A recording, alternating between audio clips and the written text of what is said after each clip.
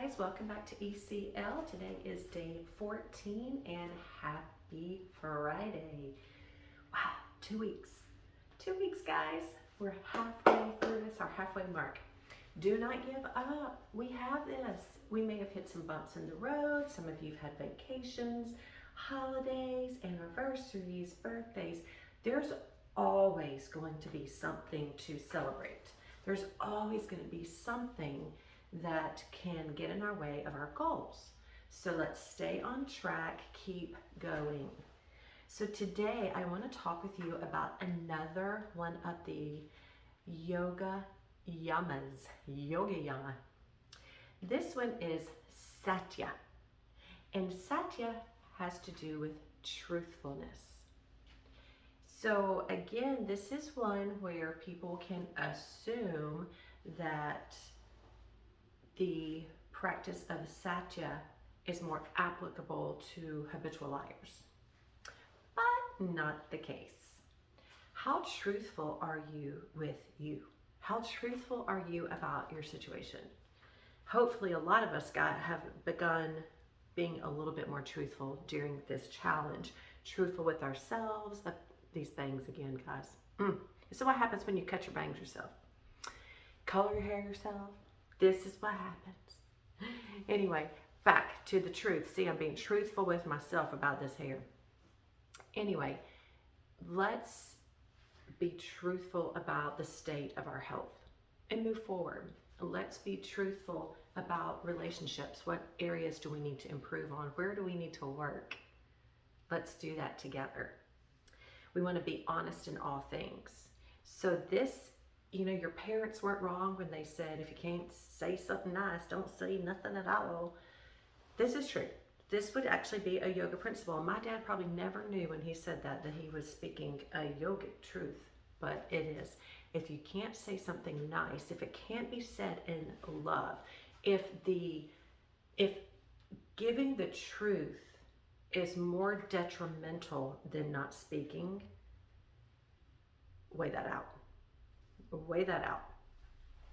So there are times where maybe giving the truth needs to come at a certain time, or after some prayer and consideration.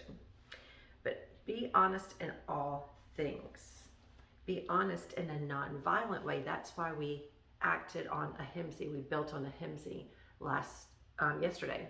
We talked about the non-violence. Ahimsa is the practice of non-violence, and then we have to practice this when we practice truthfulness. So you don't want to, let's say, tell your friend, if your friend has a new haircut or hairdo. Why are we about hair today? Tell me. Anyway, if your friend asks you, what do you think about my new hair, blah, blah, blah, blah, and you truthfully think it's horrible and you hate it, you could just say, well, how does it make you feel? Reverse question. It's your hair. How do you feel about it? Do you like it? Does it feel good on you? Does it make you feel? Change it and leave it. Drop it. Because if you telling that person that you think their haircut is horrible is going to be not a good thing for them, then let's not do it. All right, number 2, you're going to allow yourself to be vulnerable. Those who are truly honest and are refreshingly open. Have you ever met somebody that just speaks their truth, and even though they may speak things that might be uncomfortable, you actually feel like you trust them? Like you trust them. My mom, when she listens, she's like my number 1 fan. Not that I need fans, but she's my number 1 supporter. How about that? My mom is refreshingly honest. My husband is refreshingly honest. They don't mince words. They're not going to hurt your feelings on purpose. They might step on your toes. Eddie always says, cover your belly button before he wants to deliver a message. So Brene Brown so eloquently said, vulnerability is the core, the heart, the center of meaningful human experiences.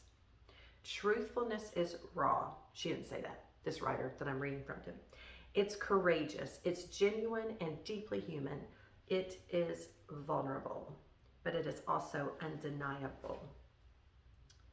Satya, number 3, is about more than just being honest and open. It is about following a greater truth and a deeper understanding of the world. It is honoring your core, honoring who you are. What is at the core center of your belief system? What are you about?